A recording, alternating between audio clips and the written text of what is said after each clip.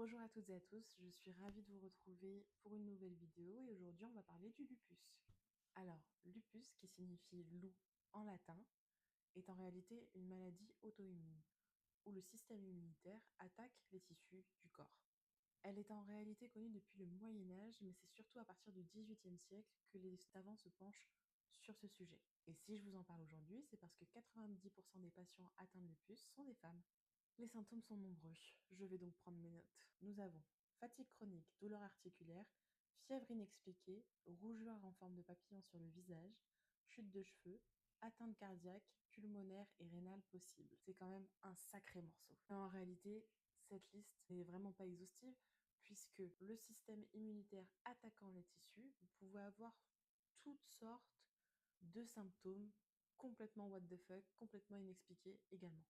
Alors pour les causes, comme d'habitude, la recherche n'étant pas très concentrée sur la santé des femmes, elles ne sont pas très précises. On invoque encore une fois le fait d'être une femme, les hormones féminines, les troubles hormonaux, les prédispositions génétiques, on pense, les causes environnementales, une surexposition aux UV parfois, ou dans de rares cas, l'exposition assez jeune à certains médicaments.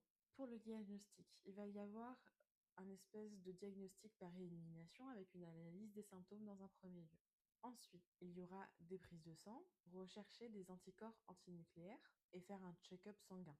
Ensuite, en fonction de vos symptômes, il y aura peut-être des analyses, des échographies des organes touchés. En termes de traitement, il y aura une protection solaire constante, des médicaments immunodépresseurs, donc qui empêchent votre système immunitaire de se rebeller contre vous, des corticoïdes, des anti-inflammatoires pour la douleur, et ensuite des petits traitements en fonction de certains symptômes peuvent s'appliquer.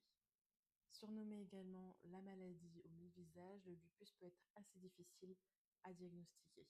Mais les traitements actuels permettent tout de même aux patients de mener une vie active régulière, même si c'est parfois un peu difficile. La prise en charge est tout de même là.